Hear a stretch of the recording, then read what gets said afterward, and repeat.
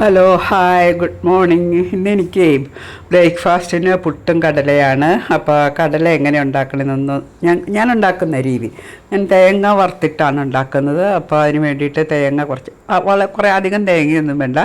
തേങ്ങ, ഇഞ്ചി, ഉള്ളി, കുറച്ച് പെരിഞ്ജീരകം, കുറച്ച് മല്ലി, കുറച്ച് കറിവേപ്പിലയൊക്കെ ഇട്ട് നന്നായിട്ട് എന്നുവെച്ചാൽ തീയലിന് വറുക്കുന്ന പോലെ അത്ര ബ്രൗൺ കളർ ആവണ്ട കേട്ടോ.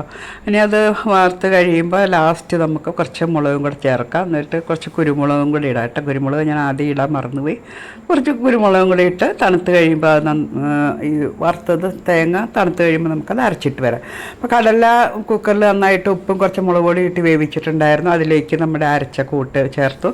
അത് തിളച്ച് കഴിയുമ്പം നമുക്ക് കുറച്ച് പച്ചക്കറിവേപ്പില ഇടാം. പിന്നെ കടുക് വറുക്കുക. അതിന് എണ്ണ ചൂടാക്കിയിട്ട് കുറച്ച് ഉള്ളിയും കൂടെ മുപ്പിച്ചിടുന്നുണ്ട് കേട്ടോ. അതിൽ തേങ്ങാക്കൊത്തും കൂടെ ഇട്ടാൽ നല്ലതായിരിക്കും. പക്ഷെ ഇതിനിപ്പോൾ തേങ്ങാക്കൊത്ത് ഇടുന്നില്ല. അപ്പോൾ നമ്മുടെ കടലയിലേക്ക് നമ്മുടെ കടുക് പൊട്ടിച്ചിടാം. ഇപ്പം ഇത്ര ലൂസാന്ന് തോന്നിയാലും കുറച്ച് കഴിയുമ്പോൾ കടല നല്ല കുറുകി വരും കേട്ടോ. ഇത് ചൂടോടെ ആയതുകൊണ്ടാണ് ഇത്തിരി വെള്ളം പോലെ ഇരിക്കുന്നത്.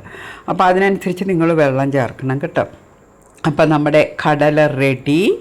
ഇനി നമുക്ക് ചൂട് പുട്ടിൻ്റെ കൂടെ കടല കഴിച്ചിട്ട് വരാം. അപ്പോൾ ചൂട് പുട്ട് നല്ല കടല റെഡി. ചൂട് പുട്ട് നമുക്ക് കുത്തിയെടുക്കാം. നല്ല കുത്തി ആവി പറക്കുന്ന പുട്ട്, അതിൻ്റെ കൂടെ നല്ല ചൂട് കടലക്കറി.